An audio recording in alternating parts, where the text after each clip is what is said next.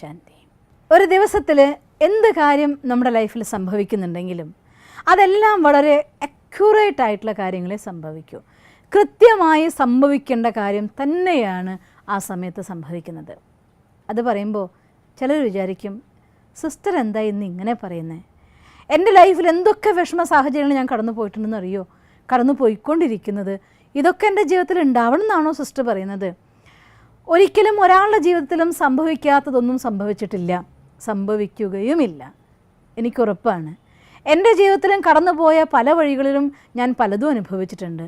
ഞാൻ ഓർമ്മിക്കും, ഡിഗ്രി കഴിഞ്ഞ സമയത്ത് നല്ല ആക്റ്റീവായിട്ടുള്ള സോഷ്യൽ ലൈഫും അതുപോലെ തന്നെ ഈശ്വരീയ വിശ്വവിദ്യാലയത്തിലെ വിദ്യാർത്ഥി ജീവിതവും എൻ്റെ ഫാമിലി ഉള്ളിലും ഫുൾ ആക്റ്റീവായിരുന്ന സമയത്തായിരുന്നു ഒരിക്കൽ ബസ്സിൽ നിന്ന് വീണിട്ട് എൻ്റെ കാലിൻ്റെ മുട്ടിൻ്റെ മജ്ജ സ്ഥാനം മാറിപ്പോയത്. കാല് മടക്കാൻ പറ്റാതെ ഒരു വടി പോലെ കെട്ടിയിരിക്കുമ്പോൾ അന്നത്തെ എൻ്റെ ഫ്രണ്ട്സൊക്കെ വന്നതിനോട് ചോദിച്ചിരുന്നു, നിനക്ക് ബോറടിക്കില്ലേ ഇങ്ങനെ ഇരുന്ന് സമയം കഴിക്കുമ്പോൾ എന്ന്. ഞാൻ പക്ഷേ ആ സമയത്ത് സ്വന്തമാക്കിയൊരു വിധിയുണ്ടായിരുന്നു. വായിച്ചു തീർക്കാൻ പറ്റാത്ത കുറേ ബുക്കുകളുടെ ശേഖരം ഉണ്ടായിരുന്നു. ആ ബുക്കുകളൊക്കെ തന്നെ എൻ്റെ അടുത്ത് ഞാൻ കൊണ്ടുവന്ന് അട്ടിയിട്ട് വെപ്പിച്ചു. എന്നിട്ട് എനിക്കിഷ്ടമുള്ളതായിരിക്കുന്ന വെള്ളം, പിന്നെ അരിയുണ്ട, ഇങ്ങനെ 1-2 സാധനങ്ങൾ എൻ്റെ അടുത്ത് ഞാൻ സംഘടിപ്പിച്ച് വെച്ചു. അത് കഴിഞ്ഞ ശേഷം എനിക്കെന്തെങ്കിലും ആവശ്യത്തിന് ആരെങ്കിലും സപ്പോർട്ടിന് മാത്രം ഞാൻ ആരെങ്കിലും വിളിക്കാറുള്ളൂ. ബാക്കി സമയത്ത് എൻ്റെ ബുക്സിൻ്റെ ലോകത്തിലൂടെ ഞാൻ യാത്ര ചെയ്തതിൻ്റെ സുഖം. 2 മാസ കാലഘട്ടം കാല് നീട്ടി വെച്ച് ഞാൻ ഇരുന്നു. ആ 2 മാസ കാലഘട്ടം എൻ്റെ കൂട്ടുകാരോട് ഞാൻ പറഞ്ഞു, നിങ്ങൾക്ക് കഴിയുമെങ്കിൽ 24 മണിക്കൂർ 48 മണിക്കൂറാക്കി തരുമോ, എന്നാലും എനിക്ക് ബോറടിക്കില്ല എന്ന്. കാരണം അന്നായിരുന്നു, ഞാൻ ഇപ്പോഴും ഓർമ്മിക്കും, ആ ഗ്രീൻ മാൻഷൻസ് എന്നതായിട്ടുള്ള ഞാൻ ഡിഗ്രിക്ക് പഠിച്ച ബുക്ക്, ആ ബുക്കിലെ ആ ഒരു ചാപ്റ്റർ, ആ ചാപ്റ്ററിലൂടെ ഇങ്ങനെ വായിച്ചു പോകുമ്പോൾ ആ തിക്ക് ഫോലിയോ അതിനിപ്പോഴും കാണും. ആഫ്രിക്കൻ കാടുകളുടെ ഉള്ളിൽ ആ പച്ച പിടിച്ച തിക്കായിരിക്കുന്ന വനാന്തരങ്ങൾ, അതിൻ്റെ ഉള്ളിലൂടെ ഓടിക്കയറുന്ന മരത്തിൽ കയറുന്ന മെലിഞ്ഞ വെളുത്ത റീമ എന്ന പെൺകുട്ടി, ആൽബർട്ട്, ഇതൊക്കെ ഞാൻ അവരുടെ കൂടെ യാത്ര ചെയ്യുമായിരുന്നു അന്ന് ആഫ്രിക്കൻ കാടുകളുടെ ഉള്ളിൽ. അപ്പോൾ കാലൊടിഞ്ഞിരുന്ന ആ സമയം പറയുമ്പോൾ നടക്കാൻ വയ്യ, അവനവൻ്റെ പ്രാഥമിക ആവശ്യങ്ങൾക്ക് പോലും ആരെയെങ്കിലും നമുക്ക് ആശ്രയിച്ചേ പറ്റൂ. പക്ഷേ ആ സമയം ആക്റ്റീവായ ലോകത്ത് നിന്ന് എൻ്റെ ലോകത്തിലേക്ക് ഞാൻ വലിഞ്ഞതോട് കൂടിയിട്ട് എനിക്ക് ആ കാലഘട്ടം എത്ര മനോഹരമായി തോന്നിപ്പോയി. ബസ് ആക്സിഡൻ്റ് ഉണ്ടായിട്ട് കൈ പൊട്ടി, കാല് പൊട്ടി, മൂക്കിൻ്റെ എല്ല് പൊട്ടി, കഴുത്തിൻ്റെ എല്ല് പൊട്ടി, നട്ടെല്ല് വളഞ്ഞുപോയി. 2 ആളുടെ സപ്പോർട്ടോട് കൂടി മാത്രം എന്നെ താങ്ങിയിരുത്തിയ 3 മാസ കാലഘട്ടം ഞാൻ കഴിഞ്ഞു പോയിട്ടുണ്ട്. കഷ്ടകാലങ്ങൾ എല്ലാവരുടെ ജീവിതത്തിലും വരും.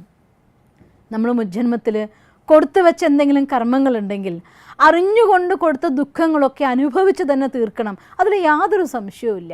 പക്ഷേ അനുഭവങ്ങളെ 2 വിധത്തിലേക്ക് നമുക്ക് മാറ്റാം. ഒന്നുകിൽ സന്തോഷത്തോടെ ചിരിച്ചുകൊണ്ട്, അല്ലെങ്കിൽ വിഷമിച്ച് കരഞ്ഞുകൊണ്ട് കഴിയാൻ നോക്കിയാൽ അതിനൊരുപാട് ദീർഘമായി തോന്നിപ്പോവും. ചിരിച്ചുകൊണ്ട് കഴിയുന്നുവെങ്കിൽ അത് വളരെ സിമ്പിളായിട്ടുള്ള അനുഗ്രഹങ്ങളായി നമുക്ക് മാറിപ്പോവും. അതുകൊണ്ട് എന്തെങ്കിലും ഒരു പ്രശ്നം വരുമ്പോൾ അതിൽ വിഷമിക്കാതെ, എന്ത് ജീവിതത്തിൽ സംഭവിച്ചോ അതെല്ലാം അക്യുറേറ്റായി സംഭവിക്കേണ്ടതേ സംഭവിച്ചിട്ടുള്ളൂ. പക്ഷേ അതിനെയൊക്കെ നല്ലതാക്കി മാറ്റാനുള്ള ഇപ്പോഴത്തെ ഈ പ്രസൻറ്റ്, ഈ നിമിഷം അതെൻ്റെ കയ്യിലുണ്ടല്ലോ, ഞാൻ ആ നിമിഷത്തെ ഉപയോഗിക്കും, ഞാൻ എല്ലാം നല്ലതിലേക്ക് മാറ്റും. ഇതാണ് നമ്മുടെ കയ്യിലെ ഏറ്റവും വലിയ നിധി, ഈ നിമിഷം, ഈ മൊമെൻറ്റ്. ഈ മൊമെൻറ്റിനെ ദ ബെസ്റ്റായി യൂസ് ചെയ്യുന്നവർക്ക് നാളെ ദ ബെസ്റ്റ് മാത്രമേ വരൂ, വേറെ ഒന്നും സംഭവിക്കില്ല എന്നുള്ള കാര്യം ഉറപ്പാണ്. അതുകൊണ്ട് ദ ബെസ്റ്റ് ആക്കാൻ വേണ്ടി ഈ നിമിഷത്തെ ഉപയോഗിക്കാനുള്ള ഏറ്റവും നല്ല ടെക്നിക്കാണ്, ഈ നിമിഷം എൻ്റെ അന്തിമ നിമിഷമാണെന്ന് വിചാരിക്കുക. ഞാൻ ഓർമ്മിക്കും, ബ്രഹ്മകുമാരീസിലെ നമ്മുടെ സീനിയർ ആയിരിക്കുന്ന ദാദിയായിരുന്നു മൻമോഹിനി ദീദി എല്ലാ സമയത്തും നമുക്ക് തരുന്നതായിട്ടുള്ള ഒരു സ്ലോഗൻ ഉണ്ടായിരുന്നു, ഈ നിമിഷം നിങ്ങളുടെ അന്തിമ നിമിഷമാണെന്ന് വിചാരിക്കുമെന്ന്. ഒന്ന് ചിന്തിച്ച് നോക്കിയേ, ഇനി ഒരു 7 മണിക്കൂറും കൂടെ മാത്രമേ, അല്ലെങ്കിൽ ഇന്ന് രാത്രി നിങ്ങളുടെ അവസാന ദിവസമാണ്, ഇന്ന് രാത്രിയോടെ എല്ലാം തീരും എന്നൊരാൾ നിങ്ങളോട് പറഞ്ഞാൽ, ഈ നിമിഷം തൊട്ട് നമ്മൾ ആരെ കാണുമ്പോഴും ഇനി എന്തെങ്കിലുമൊക്കെ എൻ്റെ നിന്ന് പറ്റിയിട്ടുണ്ടെങ്കിൽ ക്ഷമിക്കണം കേട്ടോ, സോറി കേട്ടോ, വിഷമിക്കരുത് കേട്ടോ, ആരോടൊക്കെ ക്ഷമ ചോദിക്കാമോ അവരോടൊക്കെ ക്ഷമ ചോദിക്കും, എന്തൊക്കെ കണക്ക് സെറ്റ് ചെയ്യാമോ അതൊക്കെ കണക്ക് സെറ്റ് ചെയ്യും, ആർക്കെങ്കിലുമൊക്കെ കൊടുക്കുകയാണെങ്കിൽ എല്ലാം കൊടുക്കും, എല്ലാം സന്തോഷമായിട്ട് ഞാൻ പോകാൻ നോക്കട്ടെ, ആകെ ഒരു ദിവസം എനിക്കുള്ളൂ എന്ന് ചിന്തിക്കില്ലേ? ഇൻ ദ സെയിം വേ ഇന്ന് ഓരോ ദിവസവും രാത്രി ഒരു മനുഷ്യനെ സംബന്ധിച്ചിടത്തോളം അവൻ്റെ അവസാനത്തെ രാത്രിയാണ്. നാളെ കണ്ണ് തുറന്നാൽ ഈശ്വരൻ അനുഗ്രഹിച്ചാൽ ഒരിക്കൽ കൂടി പുണ്യം നേടാൻ നമുക്കിവിടേക്ക് വരാം.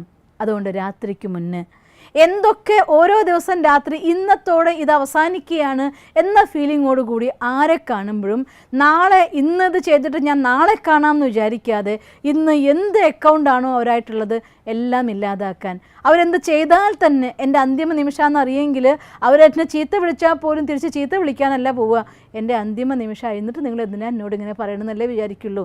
അതുകൊണ്ട് സാരമില്ല, എൻ്റെ കണക്ക് തീർന്നേ ഉള്ളൂ, ഞാൻ വിഷമിക്കുന്നില്ല എന്ന് ഓരോ നിമിഷവും അന്തിമ നിമിഷമാക്കി വിചാരിച്ചുപയോഗിച്ചാൽ ഓരോ നിമിഷവും നമുക്ക് ദ ബെസ്റ്റായി നമ്മൾ ഉപയോഗിക്കും. അങ്ങനെ തൻ്റെ സമയമെന്ന നിധീനെ ഈ നിമിഷത്തിന് ദ ബെസ്റ്റായിട്ട് ഉപയോഗിക്കുകയാണെങ്കിൽ ഡെയിലി കാർമിക് അക്കൗണ്ട് നമുക്ക് ക്ലിയർ ചെയ്യാൻ സാധിക്കും. കാർമിക് അക്കൗണ്ട് ക്ലിയർ ചെയ്യുന്തോറും നിങ്ങളുടെ ജീവിതത്തിലെ പോസിറ്റീവ് അക്കൗണ്ട്സ് ആക്റ്റീവ് ആകും. അഥവാ നിങ്ങൾ ഒരുപാട് നല്ല കർമ്മങ്ങൾ ചെയ്തിട്ടും നല്ല രീതികളിൽ ജീവിച്ചിട്ടും ജീവിതത്തിൽ എന്തെങ്കിലും ഒരു നെഗറ്റീവ് അക്കൗണ്ട് അഥവാ കഷ്ടകാലം തുറന്നുകൊണ്ടിരിക്കുന്നുണ്ടെങ്കിൽ ഏതോ ഒരു വലിയ അക്കൗണ്ട് ക്ലോസ് ചെയ്യാനുണ്ടെന്നാണ് അർത്ഥം. അതുകൊണ്ട് ഓരോ നിമിഷത്തിനും ദ ബെസ്റ്റ് ആക്കിക്കൊണ്ട് ആ നിമിഷത്തിലെ അക്കൗണ്ട് ക്ലിയർ ചെയ്ത് മുന്നോട്ട് പോവുകയാണെങ്കിൽ വളരെ വേഗം നെഗറ്റീവ് അക്കൗണ്ട്സ് ക്ലോസ് ആവും, നമ്മുടെ പോസിറ്റീവ് അക്കൗണ്ട്സ് ആക്ടിവേറ്റ് ആകും, ജീവിതത്തിൽ സന്തോഷവും സുഖവും സമൃദ്ധിയും നമ്മളെ തേടി വരും. നിങ്ങളുടെ ജീവിതം സന്തോഷം കൊണ്ടും സുഖം കൊണ്ടും സമൃദ്ധി കൊണ്ടും നിറയട്ടെ എന്ന് ഞാൻ ഈശ്വരനോട് പ്രാർത്ഥിക്കുന്നു. ഓം ശാന്തി. ദിവസം തോറും ജീവിത വിജയങ്ങൾക്ക് വെളിച്ചം വീശുന്ന പുത്തൻ വീഡിയോകൾക്കായി ഞങ്ങളുടെ യൂട്യൂബ് ചാനൽ സബ്സ്ക്രൈബ് ചെയ്യൂ. നോട്ടിഫിക്കേഷൻ ലഭിക്കുന്നതിനായി ബെൽ ഐക്കൺ ക്ലിക്ക് ചെയ്യൂ. ഒപ്പം ഞങ്ങളുടെ ഫേസ്ബുക്ക്, ട്വിറ്റർ, ഇൻസ്റ്റാഗ്രാം പേജുകൾ ഫോളോ ചെയ്യൂ. നന്ദി.